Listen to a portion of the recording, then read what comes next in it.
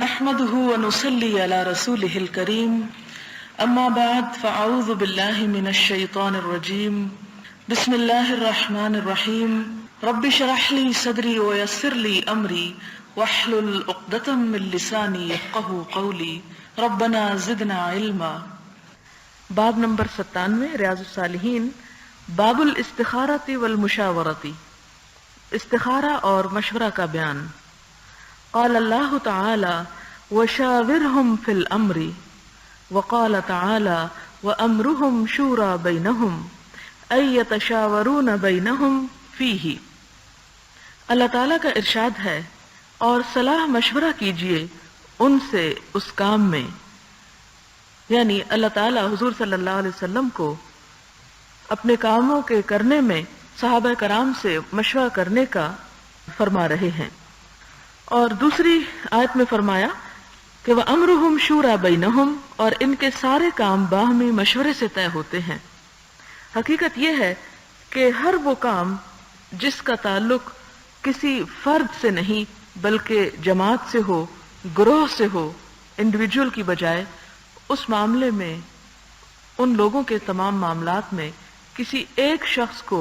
یہ آزادی نہیں دی گئی اسلام میں کہ وہ سب معاملات صرف اور صرف اپنے ہاتھ میں لے لے یا اپنی مرضی کے مطابق ان کو چلانے کی کوشش کرے۔ اس سے عدل و انصاف کے تقاضے بھی پامال ہوتے ہیں اور باہم رنجشیں اور بدگمانیاں بھی پیدا ہوتی ہیں۔ لہذا اہل ایمان خواہ گھریلو معاملات ہوں، معاشرتی معاملات ہوں، کسی ادارے کے معاملات ہوں، کسی ملک کے معاملات ہوں، تو ان معاملات کے چلانے میں بہتر صورت جو ہے وہ مشورہ کی ہے۔ یہ اہل ایمان کی صفت بھی بتائی گئی، اور خود حضور صلی اللہ علیہ وسلم جن کا علم تمام لوگوں سے بڑھ کر تھا، انہیں بھی یہ تلقین کی گئی کہ وہ صحابہ کرام جو طبعاً آپ صلی اللہ علیہ وسلم سے درجے میں کم تھے، علم میں بھی کم تھے، آپ ان کی تعلیم اور تربیت کے لیے مبعوث ہوئے تھے، لیکن پھر بھی ان سے مشورہ کرنے کو کہا گیا، کیونکہ مشورہ کرنے سے دوسروں کے اندر اعتماد پیدا ہوتا ہے، دوسرے اس کام کو اپنا کام سمجھتے ہیں اور خوشی کے ساتھ اس میں شریک ہوتے ہیں، جس سے کام چلانے آسان ہوتے ہیں۔ اسی طرح مشورے کی ایک صورت یہ ہے کہ انسان اپنی زندگی کے اہم معاملات میں اللہ تعالیٰ سے بھی مشورہ کرے۔ اس مشورے کو استخارہ کہا جاتا ہے۔ حدیث ہے، وعن جابر رضی اللہ عنہ قال كان رسول اللہ صلی اللہ علیہ وسلم يعلمنا الاستخارة في الأمور كلها كالسورة من القرآن يقول إذا هم أحدكم بالأمر فليركع ركعتين من غير الفريضة ثم ليقل اللهم إني أستخيرك بعلمك وأستقدرك بقدرتك وأسألك من فضلك العظيم فإنك تقدر ولا أقدر وتعلم ولا أعلم وأنت علام الغيوب اللهم إن كنت تعلم أن هذا الأمر خير لي في ديني ومعاشي وعاقبة أمري أو قال عاجل أمري وآجله فاقدره لي ويسره لي ثم بارك لي فيه وإن كنت تعلم أن هذا الأمر شر لي في ديني ومعاشي وعاقبة أمري أو قال عاجل أمري وآجله فاصرفه عني واصرفني عنه واقدر لي الخير حيث كان ثم ردني به قال ويسمي حاجته رواه البخاري۔ صحیح بخاری کی اس روایت کا معنی یہ ہے، حضرت جابر رضی اللہ تعالی عنہ سے مروی ہے، فرمایا رسول اللہ صلی اللہ علیہ وسلم ہمیں تمام امور میں استخارہ کرنے کی اس طرح تعلیم دیتے تھے جیسے قرآن کریم کی کسی سورت کی تعلیم دیتے تھے۔ فرماتے جب تم میں سے کوئی شخص کسی کام کا قصد کر لے یعنی ارادہ کر لے تو 2 رکعتیں غیر فرضی یعنی نفلی ادا کرے، اور پھر یہ دعا مانگے جس کا معنی ہے اے اللہ میں تیرے علم کے ساتھ بھلائی طلب کرتا ہوں اور تیری قدرت کے ساتھ قدرت طلب کرتا ہوں اور تجھ سے تیرے عظیم فضل کا سوال کرتا ہوں، کیونکہ تجھ میں قدرت ہے اور میرے پاس قدرت نہیں ہے، تو جانتا ہے اور میں نہیں جانتا، اور تو غیبوں کو خوب جاننے والا ہے۔ اے اللہ اگر تیرے علم میں یہ بات میرے لیے بہتر ہے، میرے دین، میری معیشت اور میرے انجام کے لحاظ سے، یا آپ نے یہ الفاظ فرمائے میری دنیا یا میری آخرت کے لحاظ سے، تو اس کو میرے لیے مقدر فرما دے، اسے میرے لیے آسان کر دے اور میرے لیے اس میں برکت عطا فرما دے۔ اور اگر تیرے علم میں یہ کام میرے لیے برا ہے، میرے دین، میری معیشت اور میرے انجام کے اعتبار سے، یا یہ الفاظ فرمائے میری دنیا یا میری آخرت کے لحاظ سے، تو اس کو مجھ سے دور فرما اور مجھے اس سے دور کر دے، اور بھلائی جہاں بھی ہو اسے میرے لیے مقدر فرما دے، پھر مجھے اس پر راضی کر دے۔ فرمایا اور اپنی حاجت کا ذکر کرے کہ کون سی بات میں وہ مشورہ طلب کر رہا ہے۔ اس سے کیا بات پتہ چلتی ہے کہ استخارہ کے جو الفاظ ہیں اس میں بنیادی طور پر اللہ تعالیٰ سے خیر مانگی جاتی ہے، خیر طلب کی جاتی ہے، خیر کی درخواست کی جاتی ہے، خیر حاصل کی جاتی ہے، نہ کہ اس سے کوئی غیب کا علم معلوم کیا جاتا ہے۔ آپ اس دعا پر اگر غور کریں، دوبارہ اگر آپ اس کو دیکھیں تو سب سے پہلے آپ دیکھیں کہ جو تعلیم دی گئی وہ یہ ہے کہ 2 نفل پڑھنے کی تعلیم ہے، اور نفل پڑھ کر جب انسان سلام پھیر لے، یعنی نماز کے اندر نہیں یہ دعا پڑھنی، سلام پھیر لے تو اس کے بعد حسب معمول اپنی تسبیح کرے، درود شریف پڑھے اور پھر یہ دعا پڑھ لے۔ اس کے بعد یہاں یہ کوئی نہیں لکھا ہوا کہ سو جائے، یہ بھی نہیں لکھا ہوا کہ اس کو خواب آئے گا، یہ بھی نہیں لکھا ہوا کہ خواب میں یہ رنگ نظر آئے تو اس کا معنی یہ ہوگا اور وہ رنگ نظر آئے تو اس کا معنی یہ ہوگا۔ صرف 2 نفل پڑھنے کے بعد اس میں جو دعا بتائی گئی ہے وہ دعا پڑھے، اس دعا کے ذریعے خیر طلب کرے، اور پھر آپ دیکھیں گے کہ جب وہ دعا پڑھ لی گئی تو اس کے بعد انسان نے دراصل اپنا معاملہ اللہ تعالیٰ کے سپرد کر دیا کہ یا اللہ میں نے تجھ سے مانگا، اب تو میرے لیے بہتری کر دے۔ اور اس کے بعد کیا دیکھے کہ انسان دل کا جھکاؤ دیکھے کہ اس کا دل اب کس چیز کی طرف مائل ہے، اور پھر جس چیز میں بظاہر بہتری نظر آئے، بظاہر بہتری، کیونکہ غیب کا علم انسان کے پاس نہیں، بظاہر بہتری جس چیز میں نظر آئے اس کام کو اختیار کر لے۔ تو ایک اور حدیث میں آتا ہے کہ اللہ تعالیٰ سے مشورہ کرنے والا کبھی محروم نہیں رہتا، یعنی اسے اللہ تعالیٰ پھر خیر ہی کی راہ دکھاتا ہے۔ یعنی اس سے یہ بھی پتہ، بعض اوقات لوگ یہ کہتے ہیں کہ جی ہم نے استخارہ بڑا کیا، ہمیں کوئی سمجھ نہیں آ رہی۔ وہ کیا چاہتے ہیں کہ انہیں کلیئر کٹ کوئی خواب میں بول کے بتا دے فلانا کام کر لو تو وہ زیادہ اچھا، حالانکہ اس اسباب کی دنیا میں ایسے معجزے ہونا بہت مشکل بات ہے۔ اس میں زیادہ سے زیادہ یہ کہ دعا مانگنے کے بعد پھر انسان اپنی سمجھ بوجھ کو دیکھے کہ اب مجھے کیا کرنا چاہیے، اور جو چیز زیادہ مناسب معلوم ہو اپنے دین کے فائدے کے اعتبار سے، دنیا کے فائدے کے اعتبار سے، آخرت کے فائدے کے اعتبار سے، جس چیز کا وزن زیادہ ہو وہ کام کر لے۔ کیونکہ مثال کے طور پر آپ دیکھیں کہ جب آپ نے یہ دعا مانگ لی اور اس کے بعد آپ لے کے مثلا عموماً جو استخارہ کیا جاتا ہے شادی بیاہ کے معاملات میں کیا جاتا ہے، تو استخارے کی نیت یوں ہونی چاہیے کہ میں یہ کام کرنے لگا ہوں اور یہ کروں یا نہ کروں۔ تو اس میں یہ نہیں کہ اگر 2 رشتے سامنے موجود ہیں تو پھر انسان یہ کہے کہ یہ کروں یا وہ کروں، یہ بات نہیں ہے، بلکہ ایک کو سامنے رکھ کے، اور ایک کو سامنے آپ کیسے رکھیں گے کہ ان دونوں کے دیکھ لیں گے کہ دین کے اعتبار سے کون بہتر ہے، دنیا کے اعتبار سے کون۔ دین کا لفظ میں پہلے اس لیے استعمال کری، بھول کے نہیں کری، جان بوجھ کے کر رہی، اس لیے کہ حضور صلی اللہ علیہ وسلم نے سب سے پہلے جو کرائیٹیریا ہمیں دیا وہ دین ہی دیا ہے۔ باقی باتیں بھی ہیں اپنی جگہ اور نعمتوں کا انکار نہیں کرنا چاہیے، لیکن وہ سیکنڈری حیثیت رکھتی ہیں۔ اس کے بعد دیکھے کہ دین کے اعتبار سے دیکھنے کے بعد دنیا کے اعتبار سے دیکھے، اور پھر آخرت کے اعتبار سے بھی دیکھے کہ مجھے ان سارے کاموں کے بعد میرا انجام کیا ہوگا۔ اب ان میں سے جو چیز نسبتاً بہتر نظر آ رہی ہے اور جس کی طرف دل کا جھکاؤ جا رہا ہے اس کے بارے میں پھر استخارہ کر لے، اور پھر استخارہ کرنے کے بعد اگر کوئی واضح ایسی علامت دل کے اندر محسوس ہوتی ہے کہ یقین اور پختہ ہو جاتا ہے تو اس کام کو پھر تسلی سے کر لینا چاہیے، اور اگر یقین پختہ ہونے کی بجائے ایک بے چینی کسی کیفیت ہے اور اطمینان نہیں ہو رہا تو پھر اس کو چھوڑ دینا چاہیے، پھر اس کی طرف نہیں جانا چاہیے۔ اور پھر آپ دیکھیں کہ جو استخارہ کی دعا کے الفاظ ہیں یہ ہر انسان دراصل اپنے لیے ہی کرتا ہے۔ بنیادی طور پر استخارہ صاحب امر کو کرنا چاہیے، نہیں جس کا معاملہ ہو اسے خود کرنا چاہیے، لیکن اگر کوئی ایسی مجبوری ہو یا انسان ایسی پوزیشن میں نہ ہو کہ خود کر سکے تو دوسرا شخص بھی اس کے لیے کر سکتا ہے، لیکن پھر آپ کو یہ ساری ضمیر بدلنی پڑے گی، اور جس میں الفاظ یہ ہوگا کہ یا اللہ میں تیرے علم کے ساتھ بھلائی طلب کرتا ہوں، اور پھر یہ کہ اگر یہ بات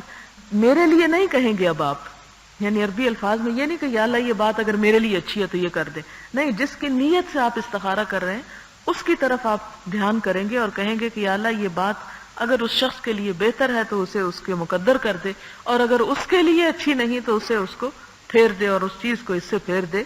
تو یہ تھوڑا سا آپ کو بیچ میں الفاظ کا پھر تھوڑا فرق رکھنا پڑے گا، اور اس جگہ پہ آپ مارک کر سکتے ہیں، لیکن افضل صورت یہ ہے کہ انسان خود ہی اپنے لیے کرے۔ اب میں الفاظ جو ہیں دعا کے ان پر پھر غور کراتی ہوں آپ کو کہ آپ دیکھیں کہ اس کا معنی دراصل کیا بن رہا ہے۔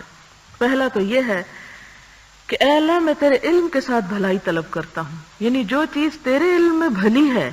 جسے تو بھلا کہتا ہے، یا اللہ میں بھی اپنے لیے وہی بھلائی طلب کرتا ہوں کہ میرے لیے بھی اس کو مقدر کر دے،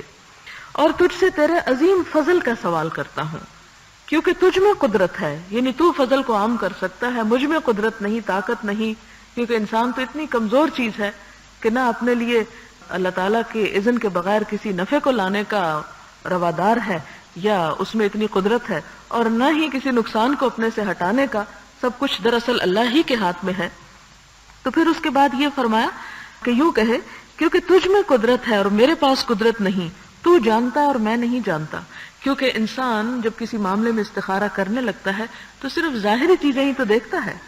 مثلا ظاہراً کسی کی نیکی اور دینداری اور شرافت دیکھ لی، ظاہراً کسی کا مال و دولت یا کوئی اور چیز جو نظر آ رہی ہے وہ ذہن میں ہے، نہیں، بات یہ ہے کہ انسان کا علم سطحی اور وقتی ہے، ظاہری ہے، حقیقت رس نہیں۔ انسان بعض اوقات ایک چیز کے ایک بھلائی کے پہلو کی طرف جاتا ہے اور اسے نہیں پتا کہ وہ ڈھکنا اٹھائے تو اندر کتنی خرابی ہو، اس لیے انسان کو اس اہم فیصلے کے موقع پر یہ ضرورت پیش آتی ہے کہ وہ پھر اللہ تعالیٰ کی طرف رجوع کرے اور یہ کہے کہ اللہ میں تیرے علم میں جو بھلائی ہے اس کو طلب کر رہا ہوں، اور پھر تو غیب کو جانتا ہے، میں نہیں جانتا، اے اللہ اگر تیرے علم میں یہ بات میرے لیے بہتر ہے میرے دین میں، اب یہاں بھی آپ دیکھیں کہ سب سے پہلے لفظ جو ہے وہ دین آ رہا ہے، دین میں میری معیشت کہتے ہیں دنیاوی حالت یعنی مالی حالت، اور میرے انجام یعنی آخرت کے اعتبار سے،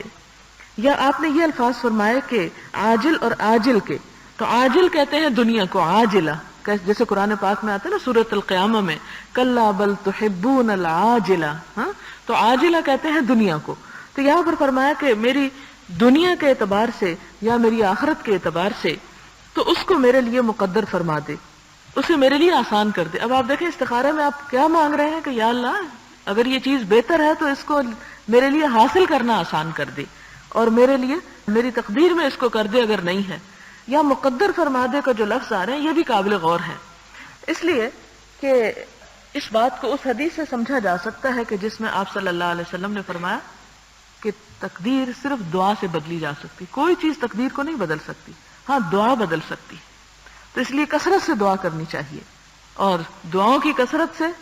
شر بھی خیر میں بدل سکتا ہے انسان کے لیے۔ تو یہاں پر بھی انسان استخارے میں دراصل اپنی حاجت پیش کر رہا ہے، یہ ایک طرح سے دعائے حاجت بھی ہو جاتی ہے کسی اہم کام کی آسانی کے لیے کہ اللہ تو اسے میرے مقدر کر دے، یعنی اگر نہیں ہے میری قسمت میں اور اگر اس میں میرے لیے بھلائی ہے تو واقعی تو اسے میرے لیے آسان کر دے، اور میرے لیے اس میں برکت عطا فرما، یعنی آسانی پیدا کرنے کے بعد آئندہ بھی اس چیز میں میرے لیے بھلائی اور خوشی کی چیز باقی رکھنا،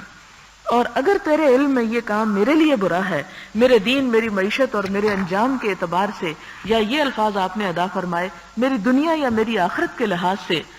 تو اس کو مجھ سے دور کر دے، یعنی میری یہ نظریں دیکھ رہی ہیں کہ بڑی اچھی چیز ہے لیکن تو جانتا ہے کہ یہ اچھی نہیں ہے، کیونکہ زندگی میں کئی دفعہ آپ دیکھیں کہ یہ ہمارے ساتھ واقعات پیش آتے ہیں کہ ایک چیز کے پیچھے ہم مرے چلے جاتے ہیں، ہم کہتے ہیں یہ تو بس ہر صورت ہمیں مل ہی جانی چاہیے، لیکن جب وہ مل جاتی ہے تو اس سے بڑی آفت سامنے کھڑی ہوتی، تو اصل بات اللہ تعالیٰ سے اس کا فضل مانگنا چاہیے، خیر اور بھلائی مانگنی چاہیے، نہ کہ کوئی ایک خاص پرٹیکولر چیز۔ تو جب اللہ تعالیٰ کی طرف سے رحمت اور برکت ہو تو پھر بنجر زمین بھی انسان کے لیے سرسبز و شاداب ہو جاتی ہے۔ تو فرمایا کہ اگر یہ میرے حق میں بری ہے اور میری دنیا یا میری آخرت کے لحاظ سے بھی اچھی نہیں تو اس کو مجھ سے دور کر دے اور مجھے اس سے دور کر دے، یعنی میں اسے بھلا دوں وہ مجھے بھلا دے. کیونکہ بعض اوقات یہ ہوتا ہے کہ انسان بظاہر کسی چیز کو اچھا سمجھ رہا ہو، انسان کا دل اس میں اٹکا ہوا ہو، تو پھر انسان اسے بھلا نہیں سکتا. اس کے لیے اس چیز کی جو یاد ہے یا اس چیز کے اندر جو خواہش انسان کی انوالو ہو جاتی ہے، اس خواہش کو پھر کنڈیم کرنا اور اس خواہش کو دل سے نکالنا انسان کے لیے بڑا تکلیف دہ ہوتا ہے. تو یہاں یہ بھی ساتھ ہی سکھا دیا گیا کہ اگر انسان کسی چیز پر مائل ہے اور وہ چیز واقعی انسان کے لیے بہتر نہیں، تو اللہ تعالیٰ سے پھر کیا مانگا جا رہا ہے کہ یا اللہ پھر اس کو بلانا بھی آسان کر دے. اور ساتھ پھر آخر میں کیا مانگا گیا؟ اور بھلائی جہاں بھی ہو، یعنی مجھے نہیں پتا کہاں ہے میرے لیے، بھلائی جہاں بھی ہو اسے میرے لیے مقدر کر دے، اسے میرے پاس لے آ، پھر مجھے اس پر راضی کر دے. کیونکہ بعض اوقات ایک چیز جو انسان کے لیے فائدے کی ہوتی ہے لیکن انسان فوری طور پر اس سے مانوس نہیں ہوتا. مثلا آپ دیکھیں کہ کسی عورت نے اپنے بیٹے کی شادی کے لیے استخارہ کیا اور دلہن گھر میں بھی آ گئی، لیکن اب وہ نظروں کو بہت اچھی نہیں لگ رہی، دل کو بہت اچھی طرح جچ نہیں رہی، لیکن انسان کہتا نہیں وہ استخارہ ٹھیک تھا بس میں نے کر لی. تو پھر یہ بھی ساتھ یہ کہ اللہ جو تو نے میرے لیے مقدر کر دیا مجھے میرا دل بھی اس پہ جما دے.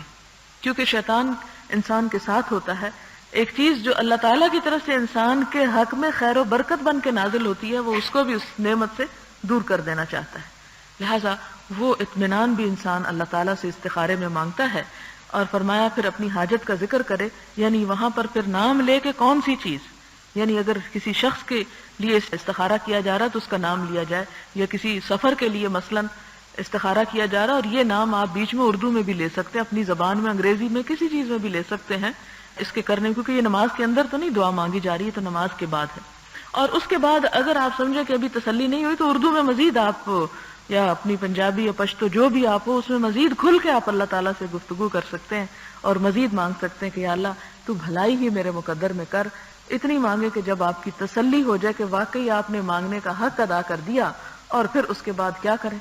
سارا معاملہ اللہ پہ چھوڑ دیں. اور جس کے بارے میں بار بار میں آتا ہے کہ وَعَلَى اللَّهِ فَلْيَتَوَكَّلِ الْمُتَوَكِّلُونَ، کہ توکل کرنے والوں کو پھر اللہ ہی پر توکل کرنا چاہیے، اسی پر بھروسہ کرنا چاہیے. کیونکہ جو کچھ انسان کے پاس ہے وہ حقیقت میں سب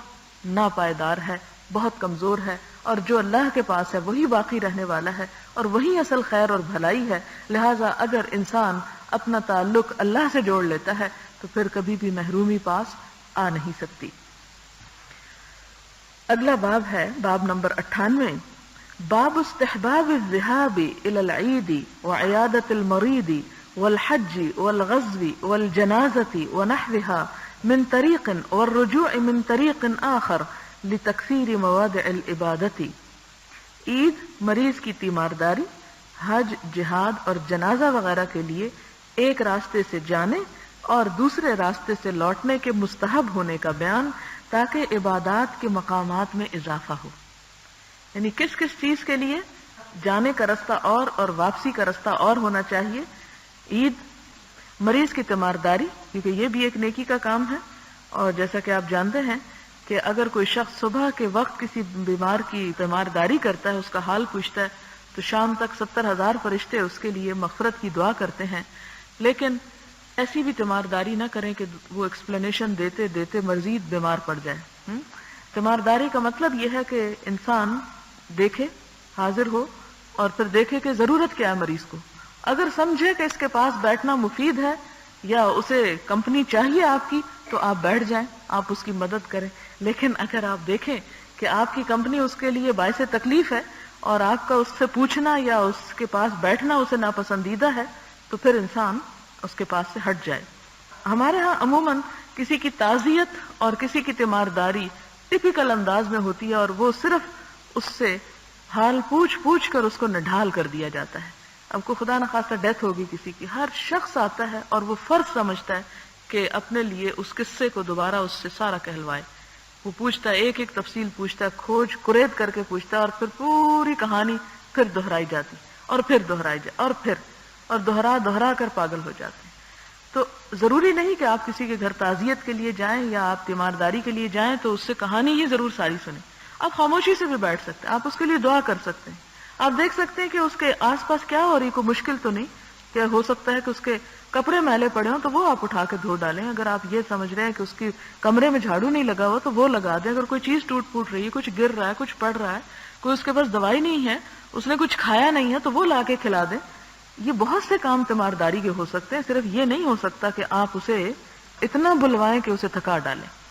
پھر اس کے بعد حج کا رستہ، یعنی جانے کا اور آنے کا اور. ہمارے ہاں تو پھر یہ ہے کہ ایک ہی طریقہ ہے، لیکن مثلا اگر مینا عرفات جا رہے ہیں یا اور اس میں جیسے حج کے کسی جگہ پہ ٹھہرے ہوئے اور نمازوں کے لیے جا رہے ہیں تو اس میں بھی یہ کیا جا سکتا ہے کہ ایک رستے سے جائیں اور دوسرے سے آئیں، تاکہ زیادہ جگہ جو ہیں وہ گواہی دیں کہ انسان فلاں نیک کام کو جانے کے لیے اس رستے سے گزرا تھا. کیونکہ جب انسان کسی نیک کام کے لیے جاتا ہے کہیں تو وہ ساری زمین، وہ سارا ارد گرد اس شخص کے حق میں گواہی دیتا ہے. پھر اسی طرح جہاد کے لیے، جنازے کے لیے جانے کا آپ کو معلوم ہے کہ بہت ثواب ہے. عورتوں کے لیے اس کی اجازت نہیں ہے، لیکن مرد جو ہیں ان کو خاص طور پر جنازے کی شرکت کے لیے ابھارا گیا. آپ نے فرمایا کہ جو شخص جنازے میں شریک ہو مسلمان کے، اس کو ایک قرات ثواب ملے گا. اور اگر کوئی شخص جنازے کے ساتھ دفن کے کام میں بھی شریک ہو، یعنی میت کو اٹھا کے قبر کے اندر ڈالنے میں بھی مدد کرے یا جنازے میں کندھا دے، تو اس کے لیے پھر کیا ہے؟ 2 قرات. کسی نے سوال کیا کہ یا رسول اللہ صلی اللہ علیہ وسلم 2 قرات کتنے ہیں؟ آپ نے فرمایا 1 قرات 1 پہاڑ کے برابر ہے. یعنی ایک جنازے میں شرکت انسان کی نیکیوں میں اتنا اضافہ کرتا ہے جیسے ایک پہاڑ کے برابر اس نے کوئی نیک کام کیا. اور ظاہر عام حالات میں اتنا ممکن نہیں ہوتا. اور یہ ثواب اسی لیے بتایا گیا کیونکہ اس بات کی بڑی فضیلت ہے کہ جس شخص کے جنازے میں لوگ زیادہ ہوں گے اس کی بخشش پھر یقینی ہے. اور ویسے بھی مسلمان کا مسلمان پر حق ہے. اور اگر اس کام میں ثواب نہ بتایا جاتا تو شاید لوگ اس چیز کی طرف توجہ ہی نہ کرتے اور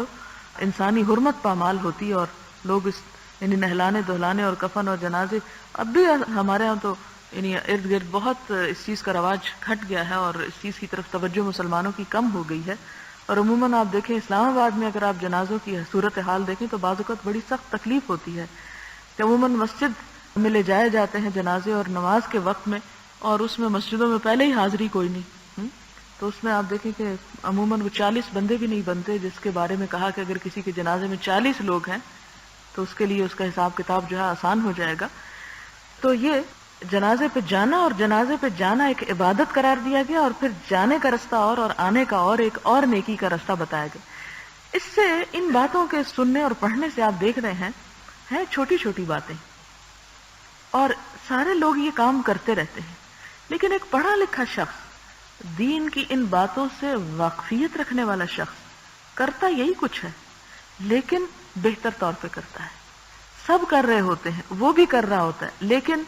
اس کو پتا ہوتا ہے کہ اس کام کو اس خاص طریقے پہ کرنے سے دگنا اجر ہو جائے گا یا اجر میں اضافہ ہو جائے گا. مثلا جنازے پہ گیا، اسے پتا ہے ایک طرف سے جانے اور دوسری طرف سے آنے میں ثواب زیادہ ہے. اور جنہیں علم نہیں، جہالت کی وجہ سے وہ کیا کریں گے؟ وہ بھی جائیں گے لیکن وہ اسی رستے سے جا کے وہیں سے واپس آ جائیں گے کیونکہ انہیں پتا ہی نہیں کہ اس میں زیادہ نفع کس طرح کمایا جا سکتا ہے آخرت کے لیے. تو اسی لیے علم کی فضیلت بہت بیان کی گئی کہ 70 عبادت کرنے والے اگر بیٹھ کے نفل پڑھ رہے ہیں نا تو جتنے ان نفلوں کا ثواب ہوگا اتنا اس ایک شخص کو علم کے حاصل کرنے کا، سیکھنے سکھانے کا ثواب ہوگا. اور اسی لیے اللہ تعالیٰ کو شہید کے خون سے زیادہ طالب علم کے قلم کی سیاہی پسندیدہ ہے، کیونکہ علم عمل کے رستے کھولتا ہے. جس کی نیت ہو نا عمل کرنے کی، اس کو بہت سے اس میں ورائٹی بتاتا ہے کہ یہ کر سکتے، یہ کر سکتے ہو، اور یہ کرنا تو سب سے زیادہ ثواب کی بات ہے. بالکل ایسے ہی کہ جیسے بزنس وہ لوگ بھی کرتے ہیں جن کے پاس کوئی علم نہیں ہوتا. جیسے باپ نے کیا، باپ کے بعد بیٹا بیٹھ گیا اسی کرسی پہ، بیٹے کے بعد پوتا بیٹھ گیا. اور وہ بھی کرتے ہیں کہ جو بزنس اسٹڈیز میں ہائر ایجوکیشن لیتے ہیں اور پھر زیادہ سے زیادہ بہتر انداز میں اپنے تجارت کو چلا سکتے ہیں. کیوں؟ یہ بالکل وہاں فرق کس چیز کا ہے؟ ہمارے یہاں آپ دیکھیں عموماً جاہل طبقہ جس قسم کے بازاروں اور دکانوں میں بیٹھے تو وہ 100 سال پرانی دکانیں اسی طرح میلی کچیلی گندی،